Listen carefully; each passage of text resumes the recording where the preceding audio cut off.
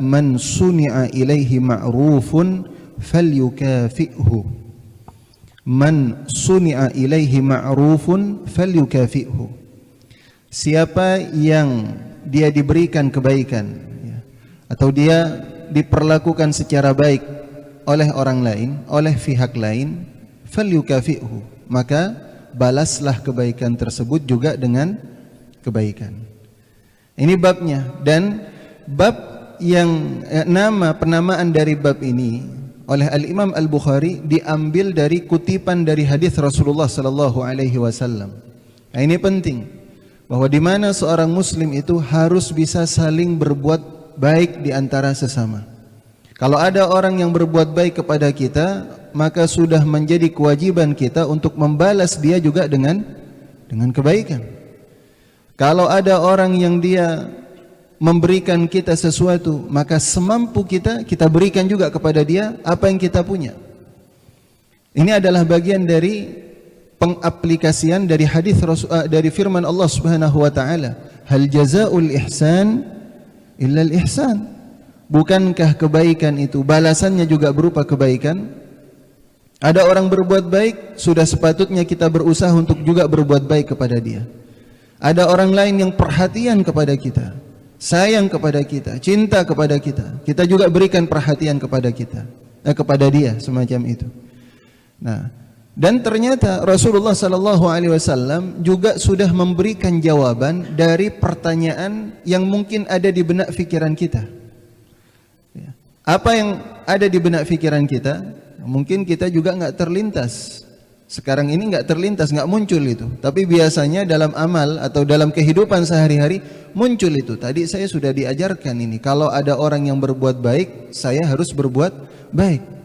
Ketika di taklim semacam ini mungkin belum terlintas itu pertanyaan itu. Tapi ketika ada terjadi kasus dan peristiwa, ada satu pertanyaan, saya nggak mampu memberikan balasan. Apa ada cara yang lainnya? Rasulullah juga akan memberikan caranya. Kalau kalian tidak mampu, bagaimana caranya? Nggak bisa membalas dia dengan kebaikan juga, bagaimana kebaikan itu yang harus kalian berikan kepada orang tersebut? Nah, kita langsung bacakan hadisnya, dan hadisnya cukup banyak ya, ada beberapa hadis. Yang pertama, an Jabir bin Abdullah Al-Ansari, dari Jabir bin Abdullah Al-Ansari. Nah, ini salah satu sahabat yang terkenal, Jabir bin Abdullah. Dan katanya Sa'id Hawa dalam kitabnya Ar-Rasul disebutkan bahwa Jabir ibn Abdullah ini salah satu sahabat, dan juga para ulama juga menyebutkan ini salah satu sahabat yang paling banyak riwayatnya, salah satu di antara sahabat yang juga riwayat hadisnya itu juga banyak. Kalau yang paling banyak itu adalah Abu Hurairah. Nah, itu Abu Hurairah kan kita sering, anak Abi Hurairah, dari Abu Hurairah, diriwayatkan dari Abu Hurairah, sudah familiar di telinga kita itu. Selain itu ada juga dari sahabat ini, dari kalangan sahabat, siapa? Abu Sa'id Al-Khudri. Tapi kalau di posisi kedua itu adalah Abdullah ibn Umar. Abdullah bin Umar, itu yang kedua. Dan itu diungkapkan sendiri oleh Abu Hurairah. Abu Hurairah berkata bahwa tidak ada sahabat yang menyaingi saya. Ini bagusnya sahabat itu, persaingannya dalam kebaikan, dalam menuntut ilmu. Tidak ada yang menyaingi saya dalam menghafal hadis itu selain dari Abdullah bin Umar. Saya yang paling banyak riwayat hadisnya, tapi Abdullah bin Umar juga banyak. Illa anna Abdullah bin Umar yaktub wa ana la aktub. Hanya saja Abdullah bin Umar itu menulis, mencatat, dan saya nggak nyatat karena memang nggak bisa baca tulis. Jadi semuanya sudah di memorinya, hafalan semuanya. Abu Hurairah, ya, hadisnya itu banyak. Kalau Bukhari Muslim saja kurang lebih 300-an hadis. Itu Abu Hurairah yang diriwayatkan oleh Bukhari Muslim. Ini muttafaqun alaih, disepakati kesahihannya. 300-an hadis. Kalau dikumpulkan semuanya yang sahih, hasan, dhaif, semuanya kurang lebih 5.000-an hadis. Itu yang dihafal. Nah, kalau Abdullah bin Umar itu mencatat. Nah, di antara yang banyak meriwayatkan hadis adalah Jabir ibn Abdullah radhiyallahu anhu. Nah, kita biar kenal dengan nama-nama sahabat yang agung gitu. Karena melalui mereka lah kemudian kita dapat ilmu, kita dapat iman sampai kepada kita ini. Kalau bukan karena Jabir, nggak ada ini hadis ini, nggak sampai ke kita. Ya. Dari Jabir ibn Abdullah. Dan lebih spesifik lagi Sa'id Hawa mengatakan bahwa hadis dari Jabir ibn Abdullah ini kebanyakan adalah hadis yang berisi tentang sifat-sifat Rasulullah sallallahu alaihi wasallam. Jadi bagaimana Rasulullah, dan diantaranya adalah tentang bagaimana hadis ketika Rasulullah sallallahu alaihi wasallam itu di malam hari, kemudian ada bulan purnama, lalu katanya Jabir, saya coba perhatikan bulan purnama itu. Bulan di tanggal di pertengahan itu. Dan saya lihat wajah Rasulullah mana yang lebih bercahaya. Ternyata la wajh Rasulillah adwa minal badri. Jadi wajahnya Rasulullah itu lebih bercahaya daripada bulan purnama, lebih bersinar. Jadi hadis tentang bagaimana sifat fisik Rasulullah sallallahu alaihi wasallam kebanyakan diriwayatkan oleh Jabir ibn Abdullah.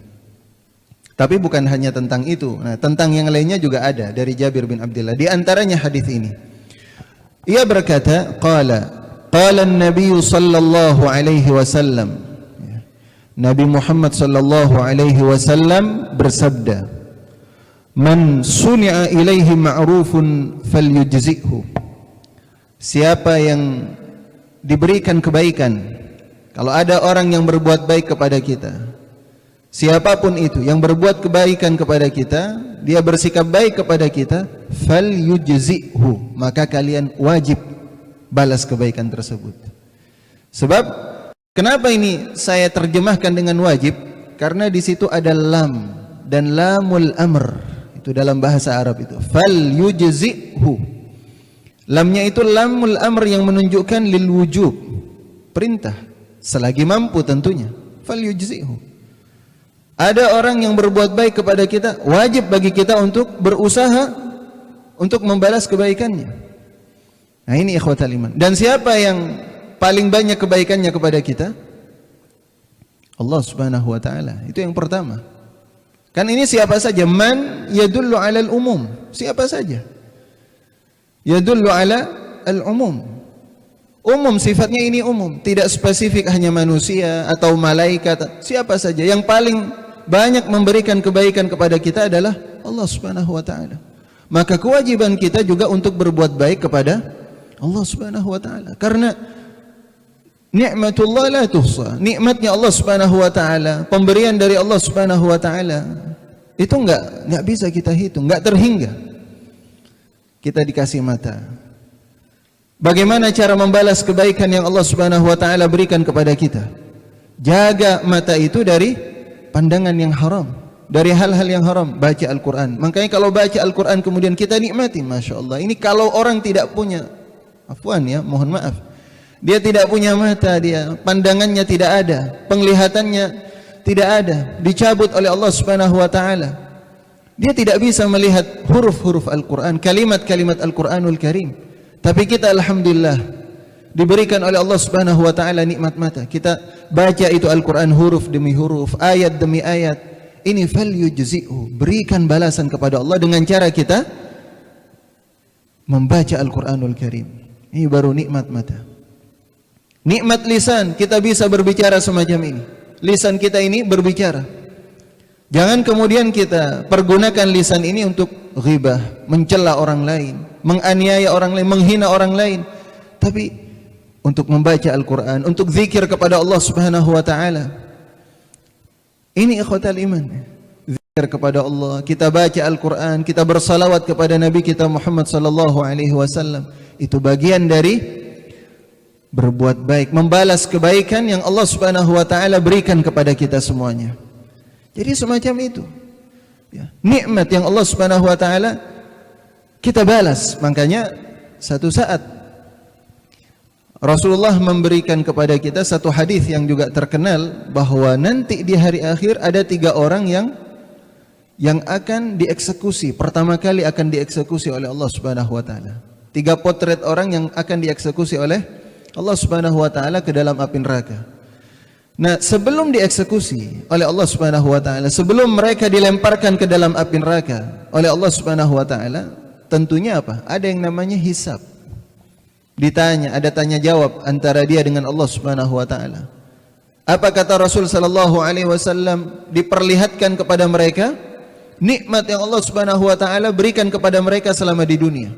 Nikmat harta, nikmat mata, nikmat penglihatan, nikmat pendengaran, nikmat lisan, semua nikmat yang diberikan oleh Allah Subhanahu wa taala kepada kita semuanya. Nikmat akal fikiran.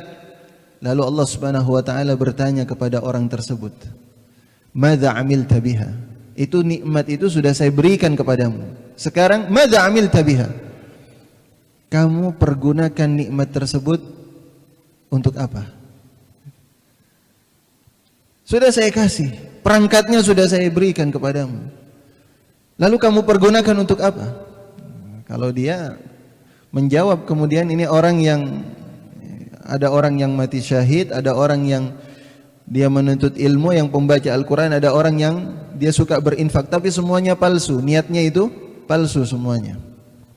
Dia berkata, saya sudah melakukan ini karena engkau ya Allah, saya sudah berjihad, saya sudah baca Al-Quran, saya sudah menuntut ilmu, saya sudah berinfak karenamu ya Allah. Tapi semuanya dibantah oleh Allah Subhanahu wa taala. Kadzabta, kamu bohong gitu. Kamu bohong, tapi kamu pergunakan itu semuanya, nikmat itu untuk kemudian kamu beramal, tapi amal yang kamu kerjakan itu untuk mendapatkan pujian dari orang lain. Nah, ini termasuk apa? Tidak bersyukur kepada Allah, tidak membalas kebaikan yang Allah berikan kepada kita gitu. Padahal nikmatnya diberikan oleh Allah kepada kita, tapi kemudian apa yang kita punya, pemberian dari Allah Subhanahu wa taala, kita niatkan untuk orang lain. Nah, ini namanya tidak bersyukur. Ini namanya tidak bersyukur. Nah, makanya yang pertama itu kepada Allah Subhanahu wa taala. Allah berbuat baik, makanya ada azan berkumandang, bersegera.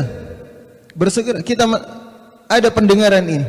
Kita mendengar azan. Makanya Abdullah bin Ummi Maktum ketika minta izin kepada Rasulullah untuk diberikan uzur tidak salat subuh berjamaah karena tidak ada yang mengantarkannya, dan malam hari Abdullah bin Ummi Maktum ini yang buta ini.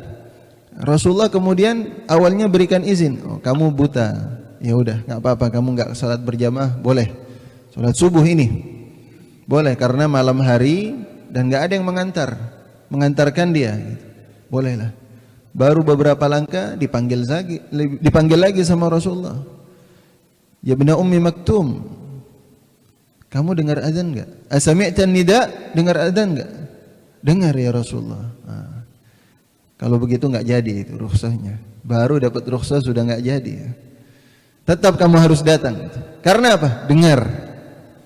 Ya, dengar azan itu. Kita siapa yang enggak dengar azan?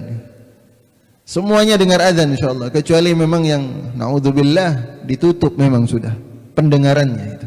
Siapa yang nutup? Setan, iblis. Nah, ini ikhwatal iman. Makanya falyujzi'hu. Ini kepada Allah Subhanahu wa taala, kepada Rasul sallallahu alaihi wasallam.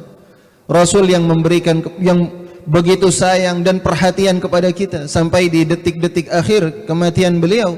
Yang diingat juga salah satu dalam riwayat itu adalah umatnya gitu. Umat. Tapi kita enggak pernah kemudian ingat kepada Rasulullah. Jarang sekali ingat kepada Rasul sallallahu alaihi wasallam. Saya ingat ya. Ingat tapi kemudian tidak mengikuti, tidak meneladaninya, tidak mengikuti sunnahnya.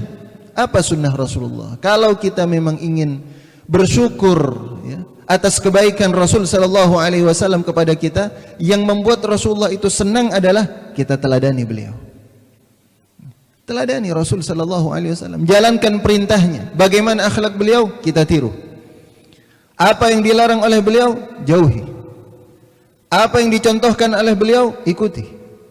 Makanya sampai Abdullah bin Umar juga itu, dari saking begitu berusaha untuk meniru Rasulullah sallallahu alaihi wasallam, sampai setiap kali melakukan safar, Abdullah bin Umar selalu mampir berteduh ke salah satu pohon.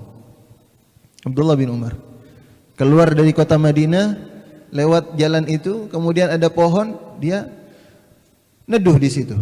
Selalu begitu. Aneh juga ini. Nggak ada yang dia lakukan di situ, cuma neduh sebentar, jalan lagi. Nanti jalan kapan jalan keluar dari kota Madinah, lewat dari pohon itu dia neduh lagi di situ. Gitu. Nah, akhirnya ada yang bertanya, ada yang tanya kepada Abdullah bin Umar, kenapa kok melakukan itu? Lalu katanya Abdullah bin Umar, ya saya dulu melihat Rasulullah biasa meneduh di sini. Gitu. Jadi sampai semacam itu gitu. Makanya kita ikut bagaimana cara Rasulullah Sallallahu Alaihi Wasallam hidup, cara Rasulullah tidur, gimana cara tidurnya Rasulullah. Sebelum Rasulullah tidur bagaimana? Gitu. Diikuti itu, karena Rasulullah sudah memberikan hidayah kepada kita, ya, memberikan petunjuk kepada kita, ikhwatal iman. Kalau disebut nama Rasul Sallallahu Alaihi Wasallam, maka kita bersalawat, gitu. Bersalawat kepada beliau. Gitu. Nah ini adab, ya, adab membalas kebaikan Rasul Sallallahu Alaihi Wasallam kepada kita dengan cara punya adab, dengan cara bersalawat kepada beliau. Gitu.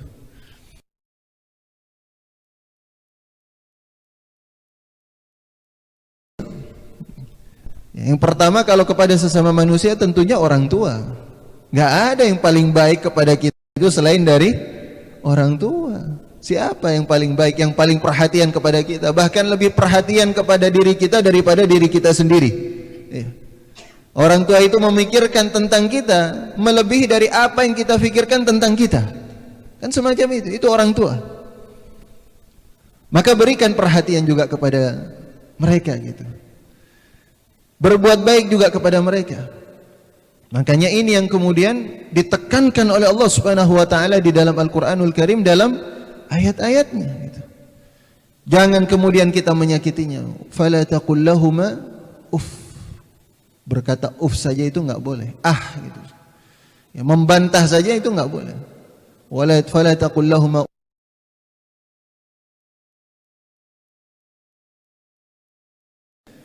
Perkataan yang mulia, yang menyejukkan. Berusaha kita semacam itu gitu. Dalam ayat dan juga dalam ayat tersebut waqfid lahum janahadzul, rendahkan sayap kehinaanmu di depan kedua orang tuamu. Begitu, berbuat baik kepada kedua orang tua kita. Nah, ini sudah bab tentang berbakti kepada kedua orang tua, panjang lebar kita bahas dan hadis-hadisnya sangat banyak tentang hal itu. Nah, kepada kedua orang tua. Kepada siapa lagi? Kepada guru-guru kita. Kepada guru-guru kita. Ulama-ulama kita, para masyayikh kita, kiai-kiai kita, kepada ustadz-ustadz kita. Guru yang mengajarkan kita huruf. Itu jangan dianggap sepele itu. Ya. Baca alif, ba, kita baca iqra gitu. Setiap kita itu yang baca Al-Quran sekarang ini, dan saya yang bisa kemudian baca huruf-huruf ini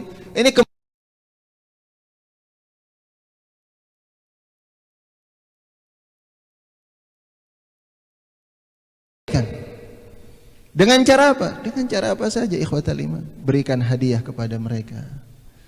Ya. Berbuat baik kepadanya. Kalau kemudian berjumpa dengannya, kita kemudian tawadhu di hadapannya, salaman, kita cium, kita peluk. Begitu, ikhwatal iman. Begitu ulama terdahulu, makanya kemudian mendapatkan barakah dari Allah Subhanahu wa taala. Barakah ilmu. Sampai kalau Al-Imam Ahmad ibn Hanbal, itu siapa gurunya Imam Ahmad? Imam Syafi'i. Salah satu gurunya adalah Imam Syafi'i. Katanya alim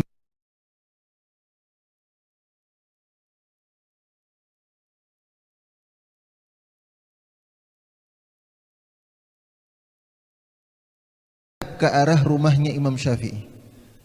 Luar biasa. Ini rumahnya Imam Syafi'i di mana? Oh, di sana. Saya nggak boleh nih selonjor ke sana. Kita ini di depan kita ini ada siapa juga nggak mau tahu kita.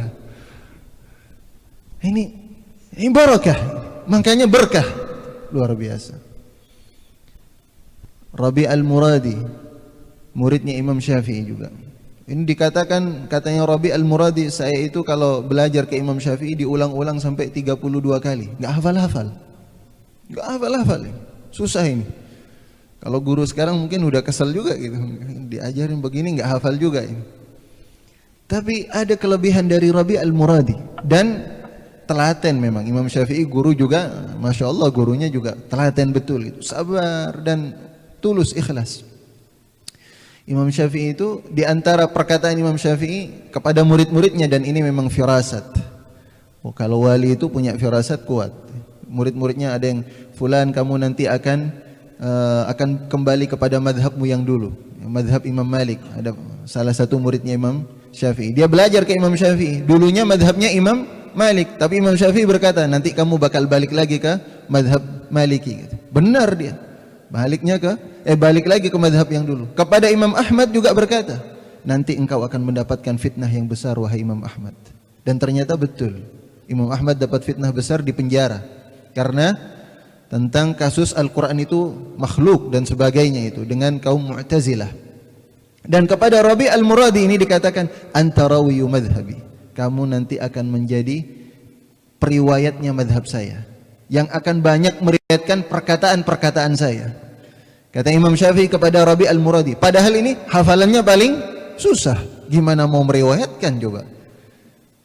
Tapi Imam Syafi'i coba mendoakan kepada dia, nanti kamu akan meriwayatkan perkataan-perkataan saya, kamu yang paling banyak. Ternyata benar.